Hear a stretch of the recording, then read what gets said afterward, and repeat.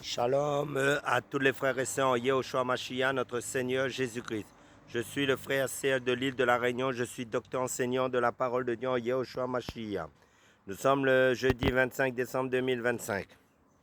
Sur ma chaîne, je ne fais que partager la parole de Dieu, faire connaître notre Dieu, le Seigneur Jésus-Christ, notre Seigneur Yehoshua Mashiach en langue hébraïque.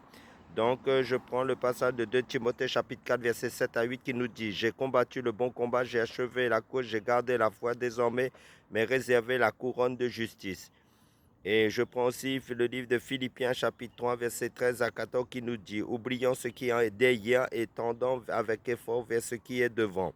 Je cours droit au but pour le prix de l'appel céleste de Dieu dans le Christ Jésus. » Donc le thème, c'est le marathon de la foi. Dans la Bible, le chrétien est souvent comparé à un athlète qui court pour remporter un prix. Le but final de sa course est le ciel où il sera pour l'éternité avec Jésus, son sauveur. Cette course dure toute la vie et pour bien courir, il faut se délester de tout ce qui peut nous ralentir. C'est ce que dit l'auteur de la lettre aux Hébreux.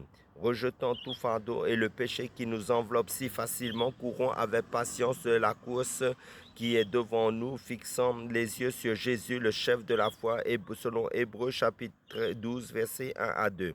Rejeter le péché, c'est d'abord le voir dans notre cœur, en assumer la responsabilité, le confesser sans repentir, briser le cercle de certaines de nos habitudes. Pour cela, nous ne sommes pas seuls. Christ nous a pardonné et veut nous aider. Il portera nos fardeaux et nous apprendra à marcher en nouveauté de vie. Selon le livre de Romains chapitre 6 verset 4, nous pouvons également trouver du soutien auprès de nos amis chrétiens.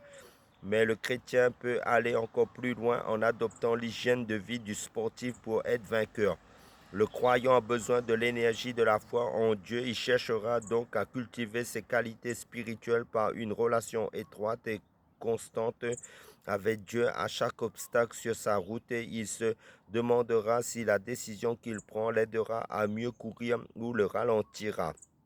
Il priera pour obtenir l'aide de Dieu. Nous avons tous le même but, la même motivation, plaire à Jésus-Christ qui marche devant nous jusqu'à notre arrivée dans le repos éternel. C'est un beau défi à relever. Amen. Soyez tous bénis.